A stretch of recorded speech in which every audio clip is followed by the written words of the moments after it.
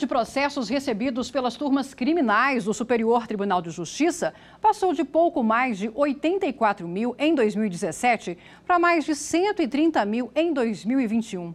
Muitos desses casos são pedidos de habeas corpus ou recursos em ações penais, como, por exemplo, a ação contra um homem denunciado por furtar 2 steaks de frango. Por incrível que pareça, situações como estas também vão parar no Supremo Tribunal Federal. Em 2022, a ministra Carmen Lúcia absolveu um homem denunciado por furtar 2 garrafas de bebida. Nos 2 casos, os réus foram absolvidos com base no princípio da insignificância. No artigo 5º de hoje, vamos falar sobre esse princípio, sobre quais condutas são avaliadas para tipificar a ação como um crime ou ato ilícito civil, mostrar os casos mais comuns, as consequências e onde o entendimento não se aplica. Vamos ver o que diz a nossa Constituição? A Carta Magna diz que todos são iguais perante a lei, garantindo a inviolabilidade do direito à vida, à liberdade, à igualdade, à segurança e à propriedade. Sobre o tema, eu converso agora com Alexandre Salim, promotor de justiça do Rio Grande do Sul, e com Flávio Leles, defensor público do estado de Minas Gerais. Obrigada pela participação no nosso programa e eu já começo com o doutor Alexandre. Explica para a gente o que significa o princípio da insignificância. Vamos imaginar que um sujeito entra em um supermercado, pega uma mercadoria, por exemplo, um pacote de bolachas avaliado em R$ 5,00 e sai do local sem pagar por aquela mercadoria.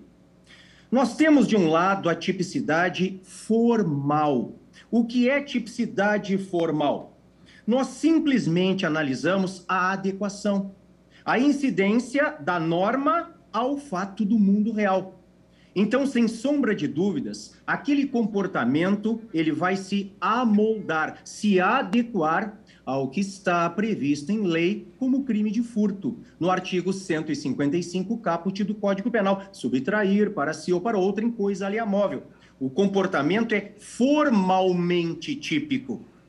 Agora, quando nós falamos em princípio da insignificância, nós temos que nos atentar para a tipicidade material.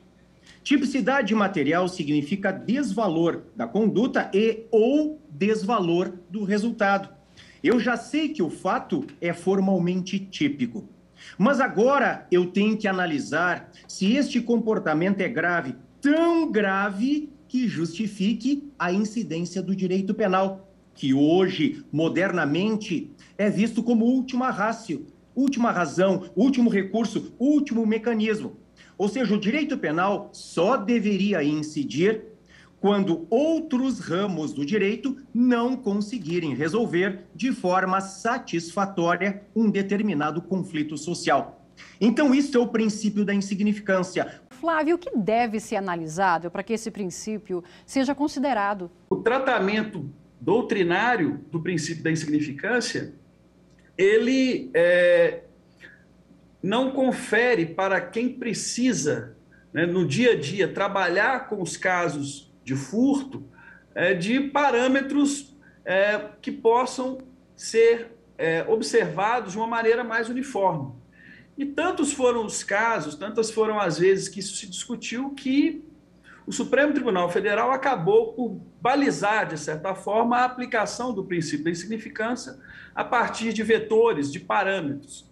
E quais são esses vetores, quais são esses parâmetros que norteiam aquele que tem que aplicar o direito penal, que tem que trabalhar com o direito penal, principalmente com os crimes de furto, né? São a mínima ofensividade da conduta do agente, nenhuma periculosidade social da ação, reduzidíssimo grau de reprovabilidade do comportamento e a inexpressividade da lesão jurídica. Doutor Alexandre, qual a consequência ou a repercussão quando um juiz ele considera e aplica o princípio da insignificância? Perfeito, Marina. Quando o magistrado reconhece o princípio da insignificância em um determinado caso concreto, nós teremos como efeito, como consequência jurídica, a atipia, a atipicidade. Portanto, quando o juiz reconhece a incidência deste princípio bagatelar em um caso concreto, o juiz está dizendo, o fato é atípico. O fato é, Marina, materialmente atípico. E isso não pode ser confundido com impunidade, né? Não, de maneira alguma. Impunidade significa deixar de responsabilizar criminalmente fatos que deveriam ser responsabilizados. No entanto, quando nós falamos em princípio da insignificância, nós falamos de maneira muito consciente e com base na jurisprudência dos tribunais superiores, na não incidência do direito penal, dizendo que o fato deveria ser resolvido com outros ramos do direito. Então, voltando àquele meu exemplo do supermercado, da subtração de um objeto que custa R$5. Este fato poderia muito bem ser resolvido pelo direito privado, pelo direito civil, com a reparação do dano, deixando o direito penal realmente como último recurso. O direito penal só deveria intervir, repito, quando outros ramos do direito não conseguirem resolver de forma satisfatória aquele determinado conflito social. Excelente. Vamos agora assistir um vídeo de mais um caso que chegou à Suprema Corte. O caso é o seguinte: um homem pulou o muro de uma cooperativa de reciclagem em Ibaté, no estado de São Paulo, e tentou levar 2 sacos de lixo. Ele foi preso em flagrante e depois a prisão foi convertida em preventiva. O processo passou por várias instâncias da Justiça até chegar ao Supremo. De acordo com a ministra Carmen Lúcia, verifica-se estar a pessoa em situação de rua, em questionável vulnerabilidade econômica e social, sendo reduzido o grau de reprovabilidade da conduta. A ministra afirmou que, evidenciada a insignificância penal dos efeitos antijurídicos do ato tido por delituoso, é desproporcional à imposição de sanção penal e, mais ainda, a decretação da prisão preventiva em pleno período de pandemia do novo coronavírus. A ministra Carmen Lúcia absolveu o homem e revogou a prisão preventiva. Doutor Alexandre, casos como esse chegam com frequência ao judiciário e muitas vezes o custo da tramitação é até maior que o custo da causa do processo. Como evitar que eles cheguem ao judiciário? Há pouco tempo, o STF se debruça em um caso de uma moça que veio a ser absolvida pela subtração de um pedaço de queijo.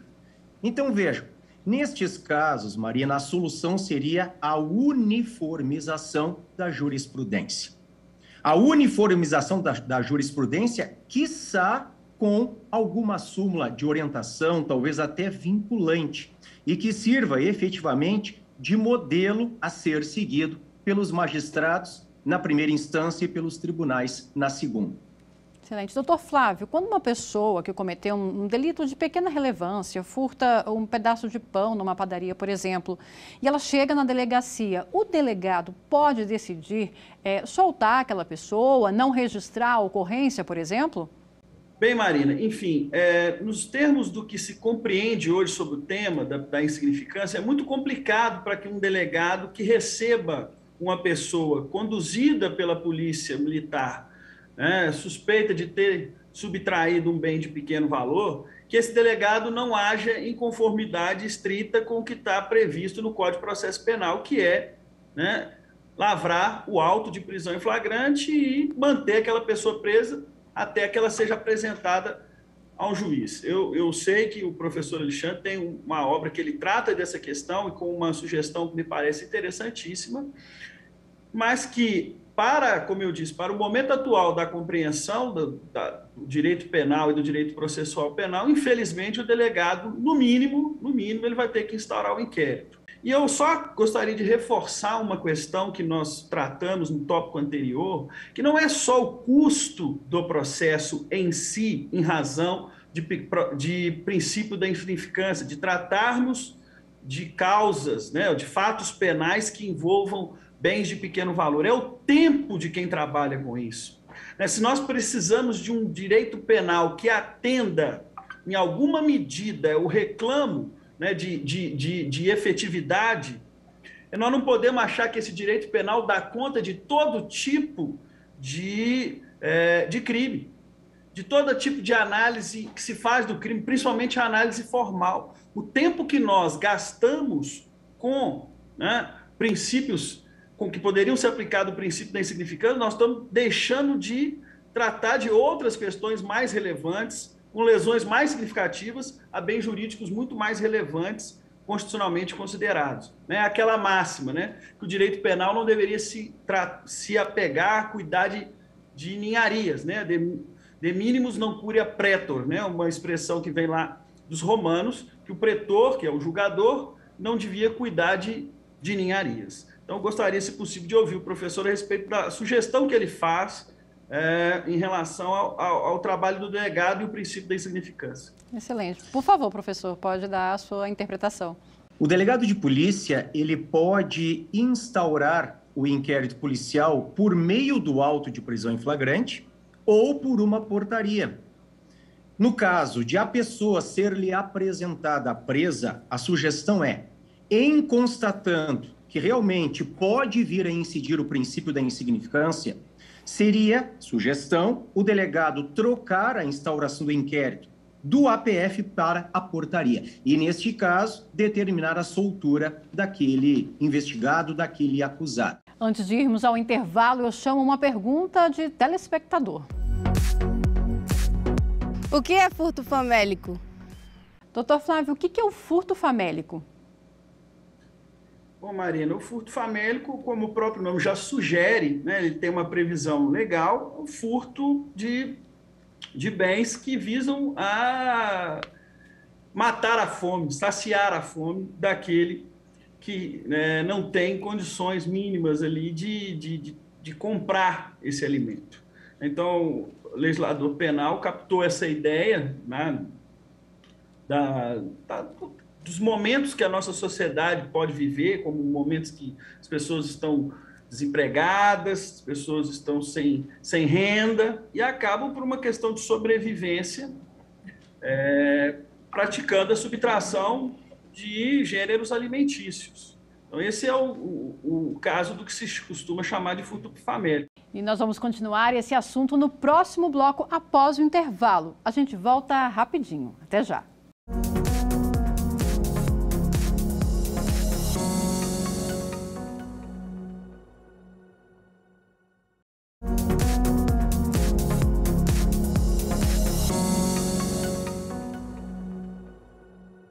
O artigo 5º está de volta, hoje falando sobre o princípio da insignificância, aquele aplicado a casos considerados de baixo potencial ofensivo, com insignificância da conduta e ausência de perigo social.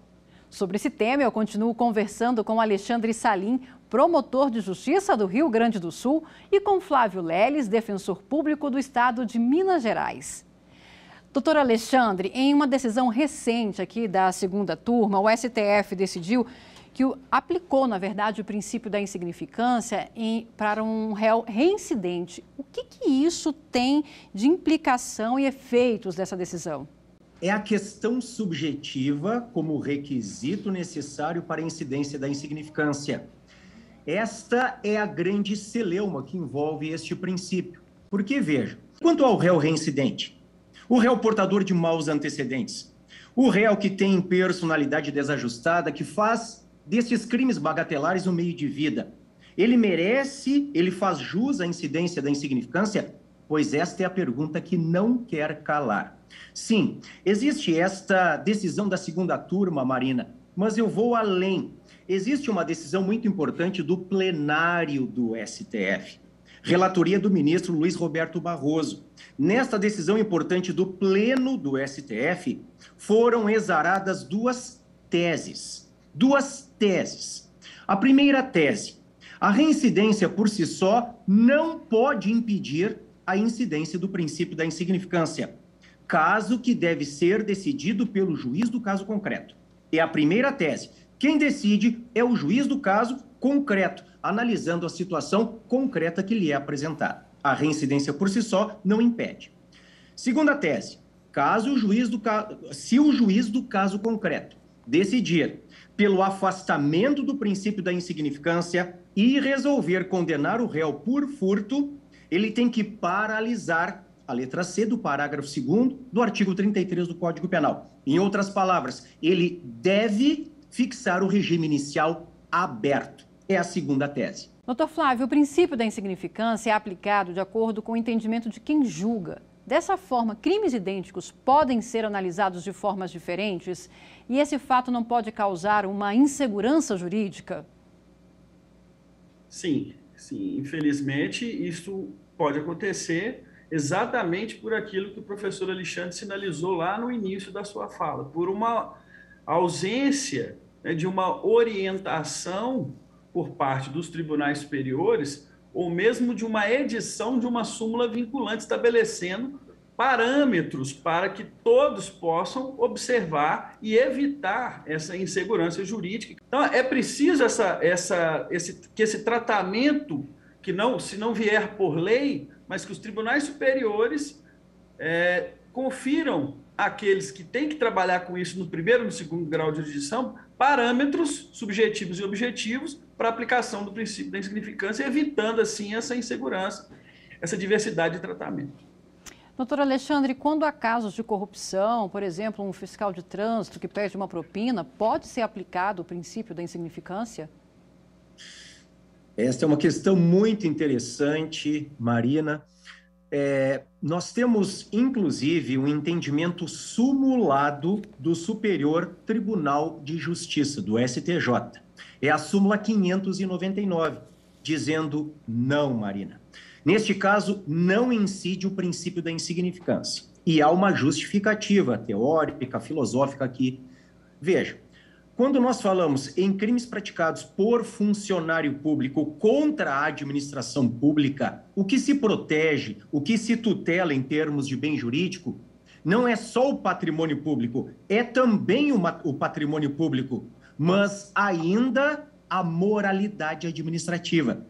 E a moral administrativa, claro, é insuscetível de qualquer valoração. Doutor Alexandre, em casos de violência doméstica, pode ser aplicado o princípio da insignificância? Atenção, né? Violência doméstica contra a mulher, porque aí nós falamos da incidência da Lei Maria da Penha, a Lei 11.340 de 2006. A resposta, de acordo com os tribunais superiores, de novo, é não.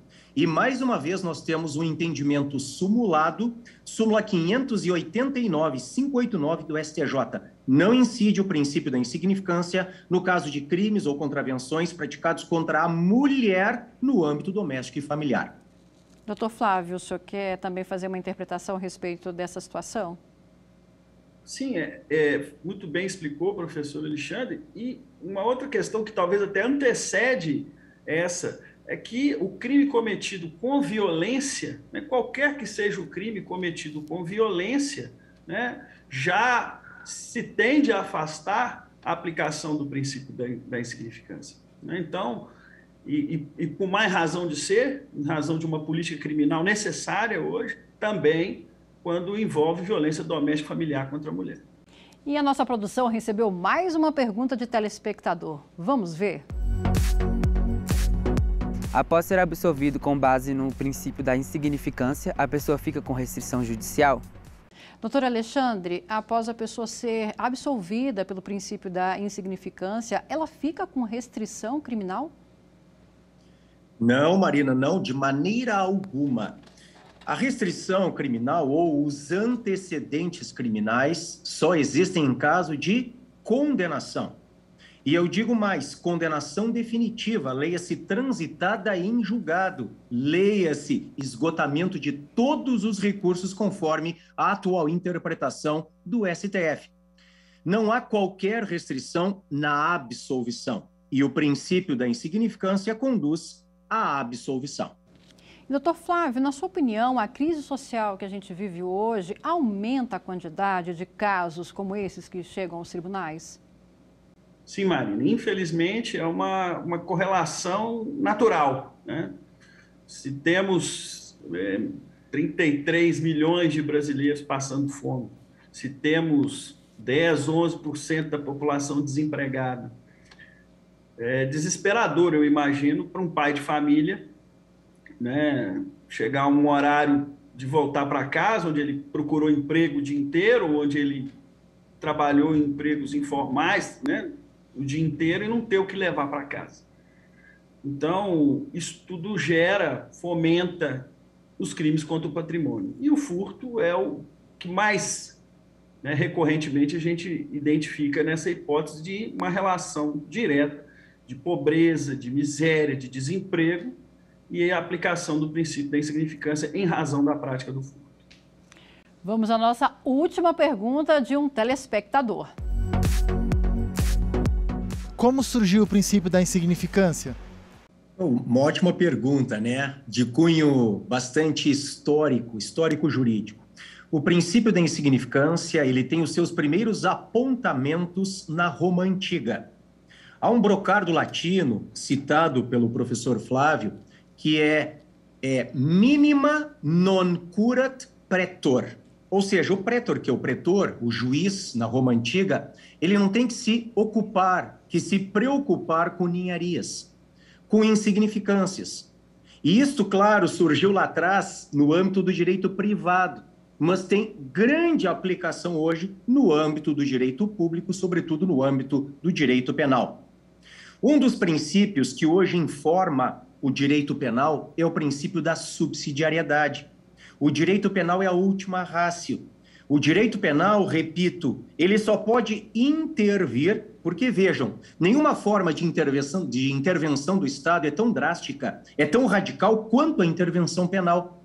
Porque só com a intervenção penal o Estado pode nos privar da liberdade. E isso significa que o penal é a última ratio. O penal só intervém quando outras esferas de controle social, outros ramos do direito que sejam, não conseguirem de forma satisfatória resolver o conflito social. Doutor Flávio, como que o senhor avalia a aplicação desse princípio hoje? O senhor acredita que ela está sendo efetiva? Sim, eu vejo que nós temos a aplicação tanto no primeiro grau quanto no segundo grau e nos tribunais superiores do princípio da insignificância. Há ainda, infelizmente, uma resistência por parte de alguns julgadores, de algumas julgadoras, em relação à aplicação do princípio da insignificância. Em razão de alguns pontos que nós abordamos aqui, de que ele fomentaria a impunidade, do que ele é um princípio de uma aplicação errática, exatamente aquele, né, fato de que para alguns se aplicaria, para outros não se aplicaria. Mas isso não, essas dificuldades, essas eventuais mazelas, elas não têm o condão de fazer com que a gente retroceda ao ponto de negar a aplicação do princípio da insignificância. Pelo contrário, eu avalio que elas devem nos impulsionar a criar parâmetros do ponto de vista normativo ou jurisprudenciais, com súmulas orientativas ou súmulas vinculantes, que façam com que fique mais claro para o aplicador do direito, para aquele que trabalha com o direito, né, a incidência do princípio da insignificância. É preciso avançarmos na construção de mecanismos para aplicar o princípio da insignificância. Doutor Alexandre, o princípio da insignificância também pode ser aplicado no âmbito da justiça militar? Esta é outra ótima pergunta, Marina, e há uma celeuma também sobre este tema. Porque quando nós pensamos em justiça militar, pensamos em toda uma ideia de ordem, de hierarquia. Então, veja, qualquer fato, por menor que seja, sempre ofende a instituição militar como um todo. Então, seria, por assim ser, reprovável, o que afastaria o princípio da insignificância. Mas o que muitos não sabem é que o princípio da insignificância, que não tem previsão legal no nosso Código Penal, é algo que vem da doutrina e da jurisprudência. No Código Penal Militar, que é o Decreto-Lei 1001 de 69, ele está previsto de forma expressa lá na lesão corporal. O artigo 209, parágrafo 6º do CPM, Código Penal Militar, vai dizer que no caso de lesão levíssima, o juiz militar pode acabar aplicando somente em detrimento da seara penal a seara administrativa. Ao invés de aplicar pena criminal, aplicar só sanção disciplinar. Então, nós temos um assunto polêmico, existem duas posições, mas com previsão legal expressa no caso da lesão levíssima. E nós chegamos ao final de mais um programa. Eu agradeço a participação do doutor Alexandre e do doutor Flávio. E eu agradeço também a sua companhia. Você pode rever os nossos programas no site da TV Justiça ou acompanhar o nosso canal no YouTube. Até o próximo Artigo 5º. Tchau!